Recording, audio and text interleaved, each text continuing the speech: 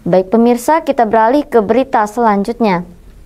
Kapus Penkum Kejaksaan Agung Kejagung Harli Siregar menanggapi munculnya nama Menteri Komunikasi Budi Aris Setiadi dalam dakwaan jaksa penuntut umum di persidangan perkara judi online Judol yang menghadirkan 4 terdakwa dari Kementerian Komunikasi dan Informatika Kominfo. Dalam dakwaan tersebut, Budi Ari mendapatkan 50% untuk mengamankan situs judi online. Harli Siregar mengatakan bahwa berkas perkara yang disusun penyidik berdasarkan bukti-bukti yang ditemukan saat penyelidikan. Kemenkominfo, itu gimana Pak? Nah, jadi begini, supaya kami jelaskan secara komprehensif ya, bahwa majelis hakim dalam memeriksa mengadili suatu perkara ya, lagi perkara pidana, tentu didasarkan pada surat dakwaan jaksa penuntut umum. Itu koridornya.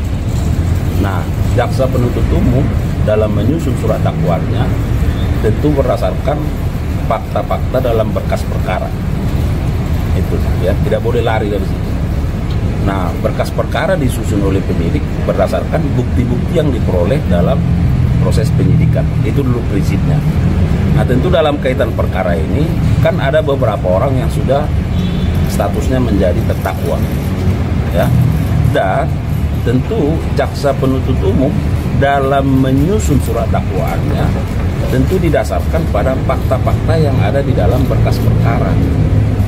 Nah, seperti yang dipertanyakan teman-teman media. Nah, lalu seperti apa nanti? Maka kita lihat dalam proses persidangan ini, ya. Karena apa? Karena proses persidangan ini dilakukan adalah untuk mencari kebenaran material yang didasarkan pada berbagai alat bukti.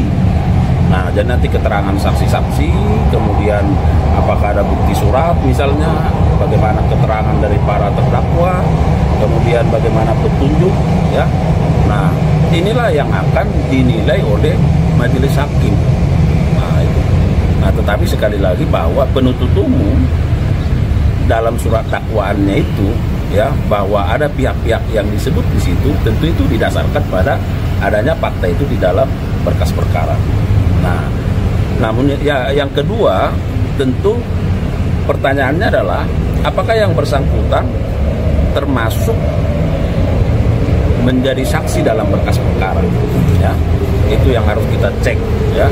Kalau yang bersangkutan masuk menjadi saksi dalam berkas perkara ini, tentu penuntut umum selaku pihak yang dibebankan pembuktian, ya, sebagai pemilik perkara, tentu ya bisa saja memanggil yang bersangkutan itu sebagai saksi untuk diperiksa di persidangan, gitu. Nah, itu dia.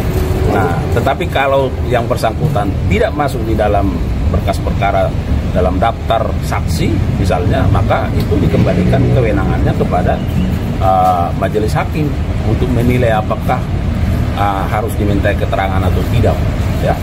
Nah, jadi ini sedang berproses. Nah, kemudian seperti yang saya sampaikan bahwa tentu dasar dari penuntut umum menyebutkan pihak-pihak itu dalam surat dakwaannya didasarkan pada fakta-fakta yang ada di dalam berkas perkara.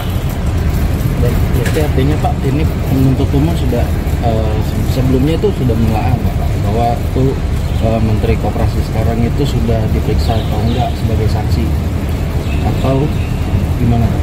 Nah, jadi begini, di dalam berkas perkara itu kan ada keterangan-keterangan saksi kan. Nah, itu tadi yang kalau kita kembali ke pasal 184 KUHP itu ada keterangan saksi di situ. Ada mungkin ya, ada keterangan ahli, ya. Ada surat, ya.